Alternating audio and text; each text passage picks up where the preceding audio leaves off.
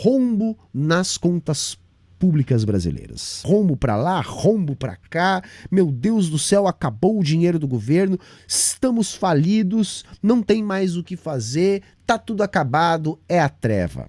Bom, vamos entender o seguinte, galera, a narrativa do rombo, ela já tem endereço certo, que é apavorar as pessoas. Se joga com o senso comum da dívida. Porque as famílias sabem, olha, se eu estou endividado, se eu não conseguir pagar minhas contas, eu vou ficar sem crédito, eu vou fazer com que as dívidas consumam a maior parte do meu orçamento, eu não vou conseguir dar conta das minhas despesas correntes, porque o que eu vou pagar com as dívidas vai derreter o meu orçamento e eu estou ferrado. Então, se o governo tem um rombo nas contas, isso deve acontecer e é muito ruim. Fica pior ainda quando se compara com a notícia do déficit do ano anterior, de 2022, que foi de 54 bilhões. Aí vem o bolsonarista e diz, olha só, o Lula explodiu as contas do governo logo no primeiro ano, porque Bolsonaro entregou um déficit de 54 bilhões e Lula já no primeiro ano entrega um déficit brutal de 230 bilhões, que obriga o ministro Haddad a ir lá explicar, e os economistas pró-PT explicar, e aí já começam os meus problemas. Primeiro ponto, tá, galera? O déficit de 2022 de 54 bilhões de dólares do Bolsonaro é um déficit bem maquiado, bem maquiado. Tá? Maquiado porque tem ali repasses das privatizações, né? Tem ali dados bombados pelo resultado da indústria do agro, da indústria de mineração. Tem ali uma participação graúda dos repasses do BNDES, que havia instituído por lei que 60% do seu lucro deveria ser pago em dividendos, sendo a União o principal beneficiário disso tudo. E tem também os repasses da Petrobras, que estava sendo dilapidada. Pelo menos 50 bilhões incorporados aí ao orçamento da União, a partir daquilo que estava em curso como projeto de desinvestimento da Petrobras. Então, esse déficit do Bolsonaro de 54 bilhões, ele é maquiado por um processo de descapitalização do BNDES, que estava inviabilizando a operação do BNDES.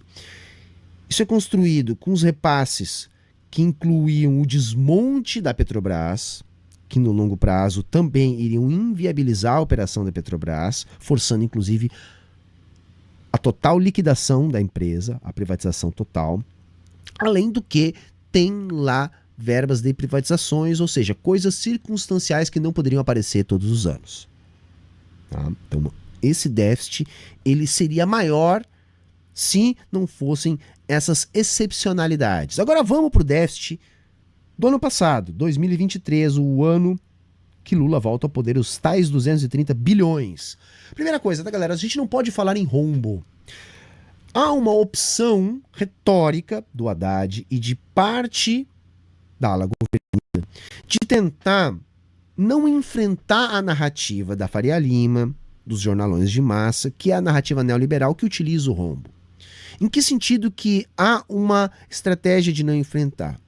Em vez de desmistificar a questão do déficit, mostrar que o Estado não é uma família, que o Estado não vai quebrar, que o déficit, se bem utilizado, ele é positivo, que ele causa impacto de retomada da demanda agregada, que é responsável pela retomada do emprego.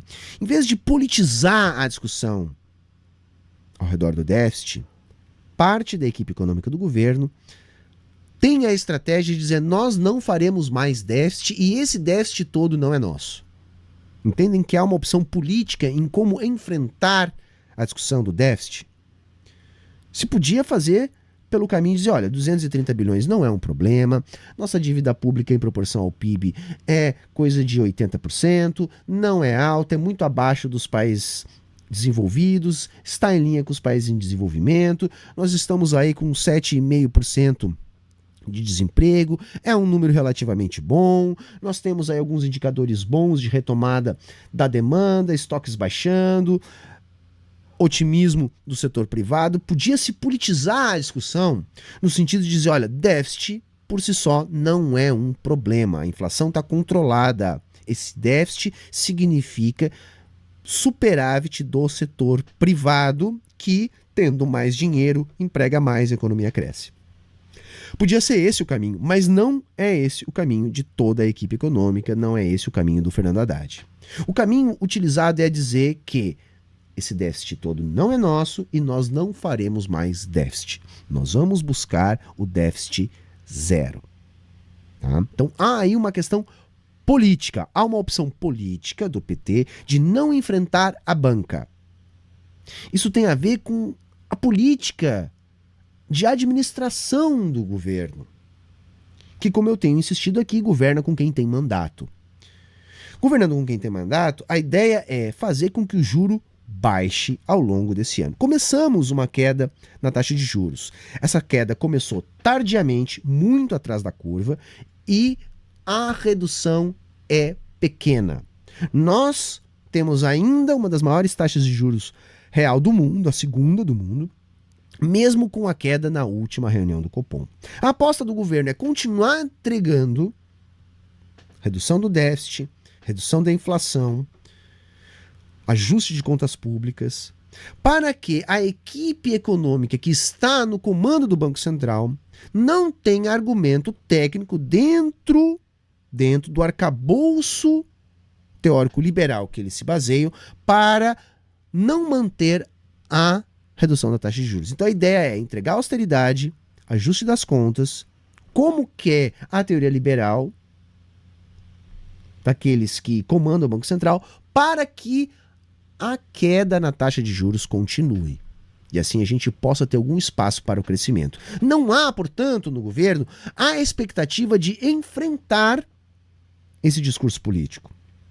Poderíamos ter uma outra opção política.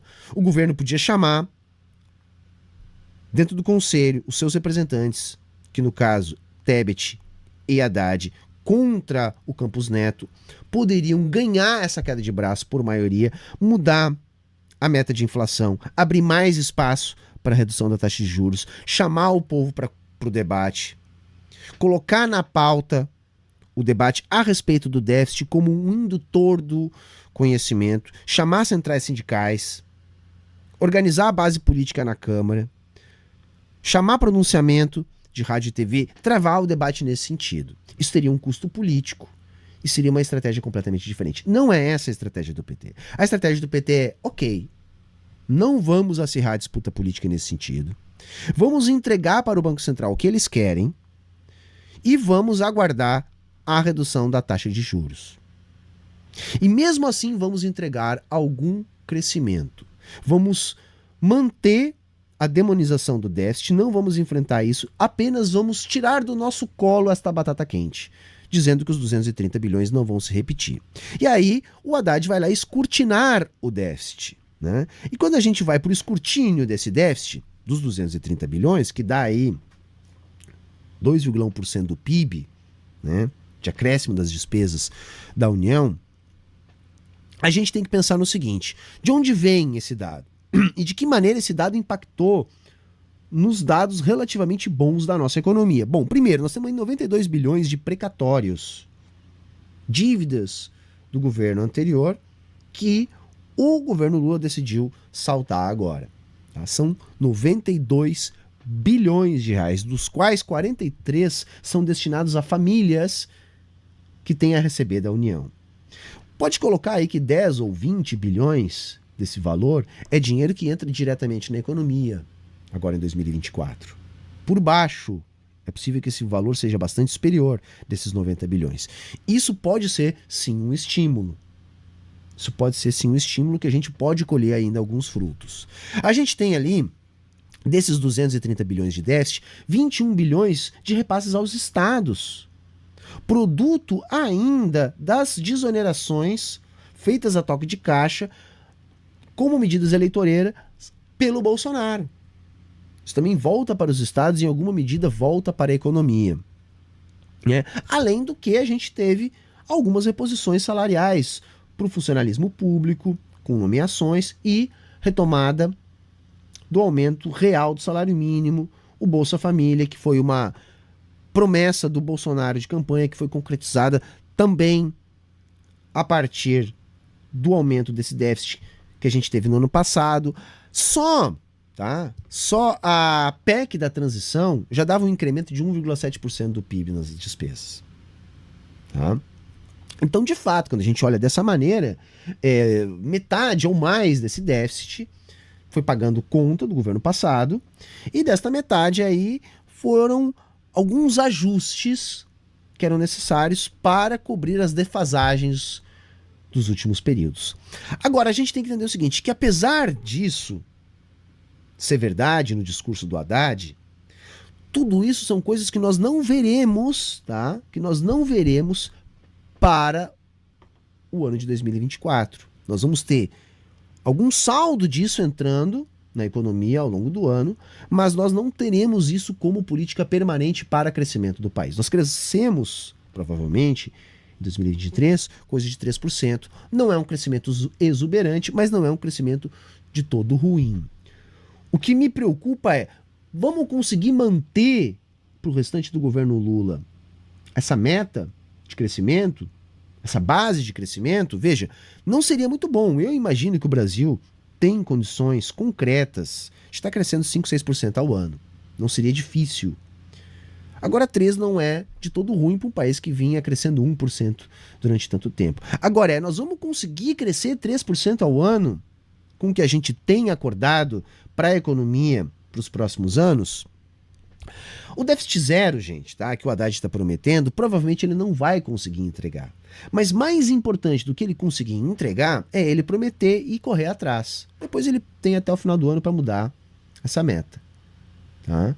Para não ser penalizado pelo Congresso para o ano seguinte. Eu acredito que ele não vai conseguir o déficit zero, mas que ele vai perseguir esse déficit zero durante bastante tempo. E aí vamos ver o que ele vai fazer de déficit ou não lá no final. Agora, é uma política kamikaze? A gente já falou muito mal aqui do novo arcabouço fiscal, eu já disse que ele condena o Brasil a crescer pouco, ele obriga o governo a aumentar a receita, e isso em alguma medida pode levar a aumento de carga tributária, como uma última medida caso o governo não consiga. Eu já disse que o Haddad espera algumas coisas. Ele espera conseguir reverter algumas desonerações. Ao longo do ano ele já viu que esse caminho não é um caminho fácil. Então, de onde a gente pode esperar o crescimento ao longo do ano?